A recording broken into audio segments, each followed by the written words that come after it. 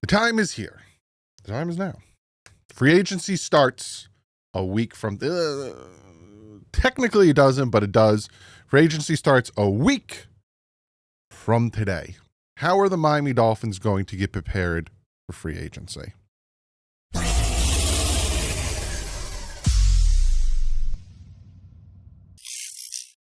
What is up, fans? The combine is over. Go check out my videos if you want to see my thoughts on the prospects for the past 4 days. Also, yesterday's video, I talked about some of my favorite guys coming out of the prospects out of the combine.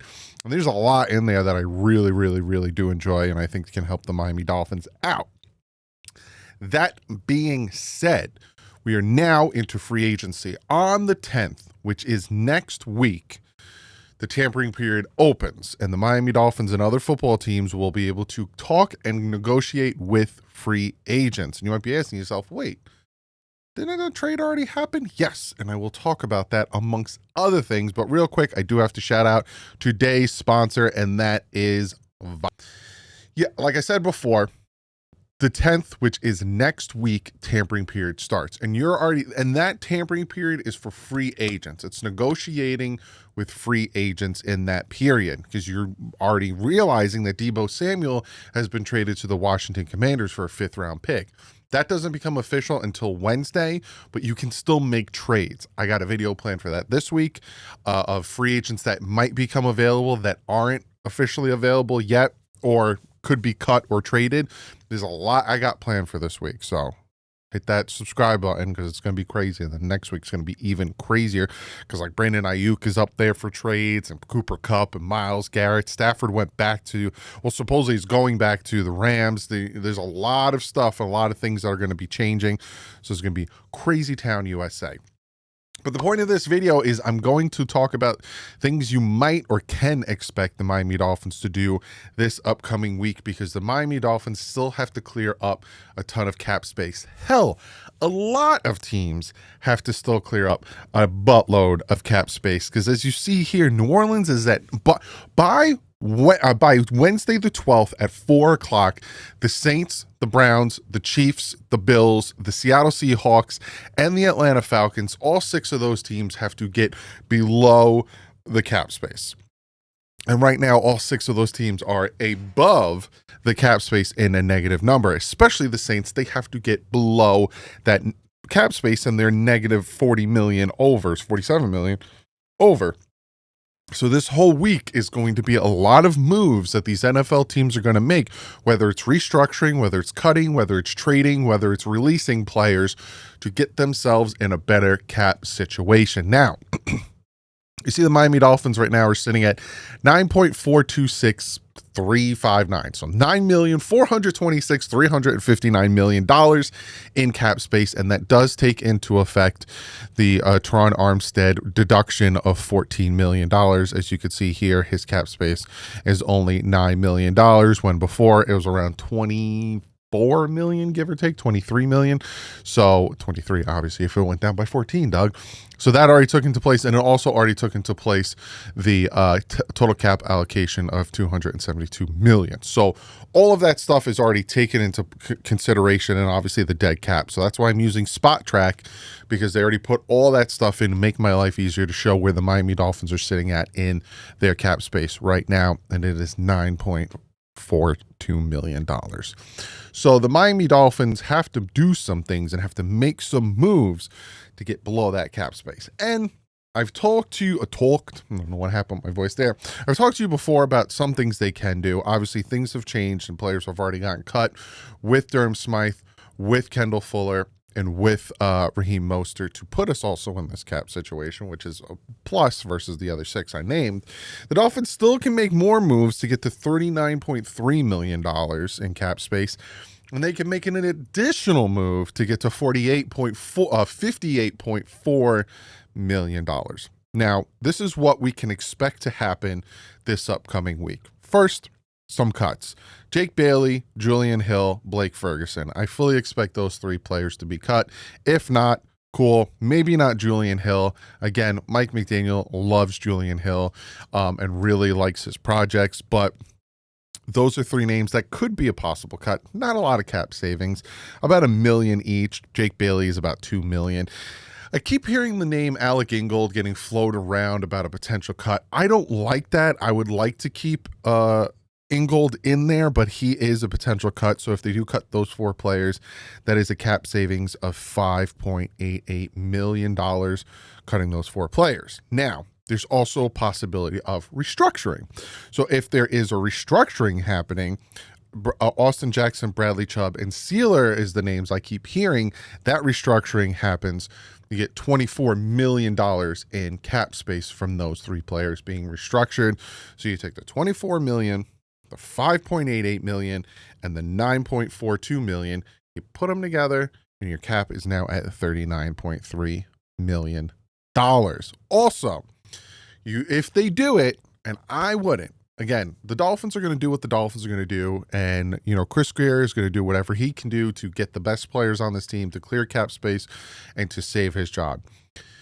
If they restructure Tua Tagovailoa's contract, and I talked about this in its own video, they will save $19.1 million in cap space. So you take the $39.3 million from everything I just said, you add the $19.1 million, the cap is now $58.4 million. And that is how they can get there. Again, I don't know how I feel about restructuring Tua. I'd prefer just play through the contract. If you do well and if you really, show that you could stay healthy and we win a playoff game, and obviously Chris Grier saves his job, McDaniel saves his job, then you can look at Tua's contract. I know some of you guys really don't want to hear me say that, but I just wouldn't touch it quite yet. Touch it next year if you need to. Again, it's the same situation I had with giving him a contract extension. I was of the group that wait and see to see if he could stay healthy. Because he stayed healthy in 2023.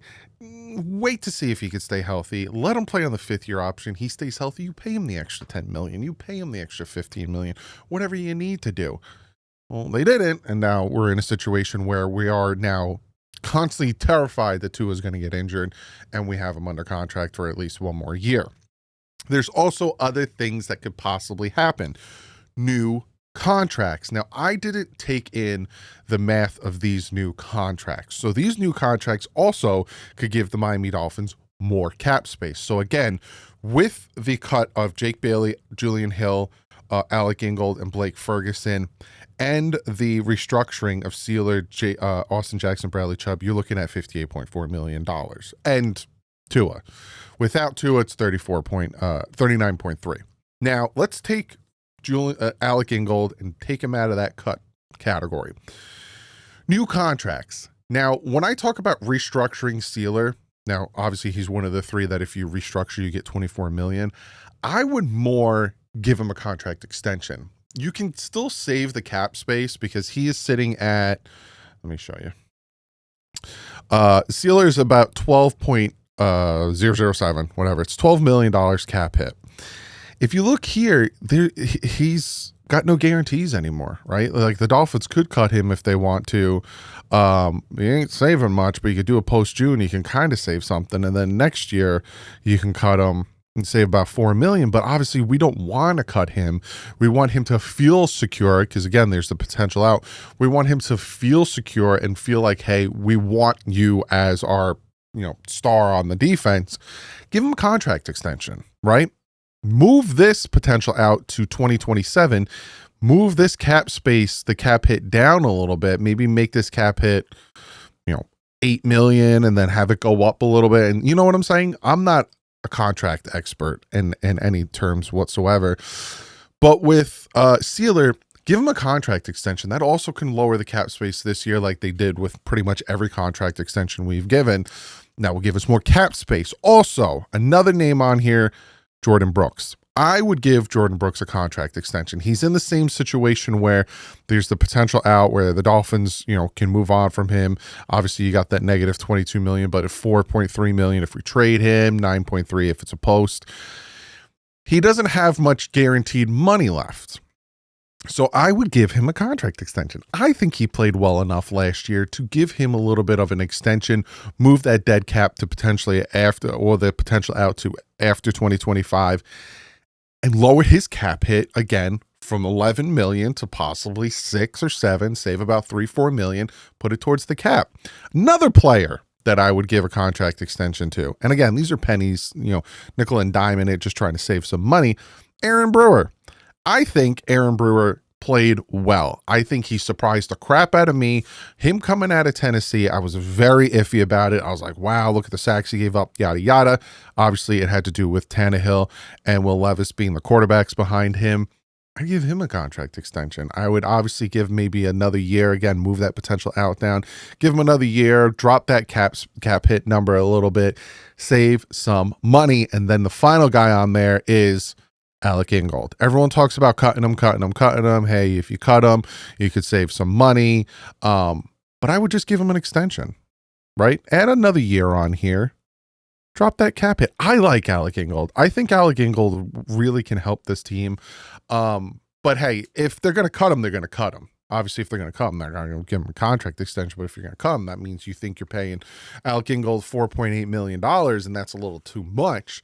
To me, give him a contract extension. But so that's my thought process on this week, because this week is important for all NFL teams. Like I said to you guys and girls, that they have to get under the cap space. They have to get their cap space situated. Now, not all teams have to get their cap space situated, because not all teams are in a situation where they're in a cap hell, like the Miami Dolphins. Well, Dolphins necessarily aren't in a cap hell. These teams are in a cap hell. Like, I'm surprised Kansas City's negative $15.9 million in cap hell. But like, you have all these teams up here that aren't in cap hell, right? They're around 50. The Patriots are just fine. But you're going to see a lot of these teams start to cut players, start to trade players. Like I said, there's already players that are available on trade, like Brandon Ayuk, DK Metcalf. All of these guys are potentially up and available for trades. You're going to see a lot of these teams start to either trade players like the 49ers, because Ayuk is also a name that's out there, cut players, and the pool for free agency is going to get really, really big. Now, what I'm hearing, and it's not like what I'm hearing from my sources, it's just what the reporters are saying, is that this free agency pool isn't as sexy as it normally is. Like, there's years we had Peyton Manning in the free agency pool. There's years where we had Tom Brady in the free agency pool. There's years where we had really big names. Where are they going to go? Where are they going to go? It was a whole thing where we had followed, Peyton Manning's visiting so-and-so, Brady's visiting so-and-so. Is he going to go here? Is he, ooh. This year, it's not, last year, Saquon Barkley, you know what I'm saying?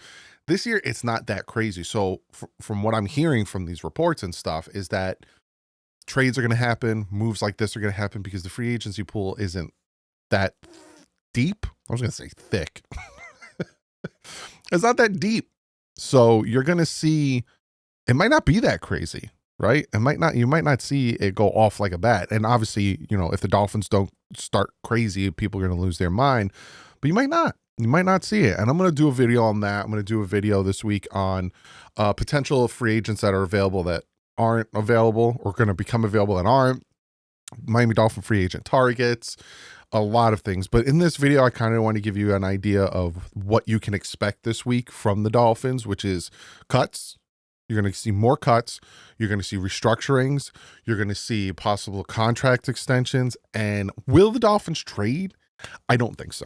I don't think you're going to see any Miami Dolphins trade for anybody or trade away anybody. Like, I don't see any candidate on the Miami Dolphins that they can get something for. Like, you're like, hey, what about Bradley Chubb? He's coming off an injury. No one's going to want to trade for him. You're going to, if Deebo Samuel is getting a fifth, you're not getting anything for Bradley Chubb, and there's no point even in trading him, because again, the cap hit is just, it's not worth it.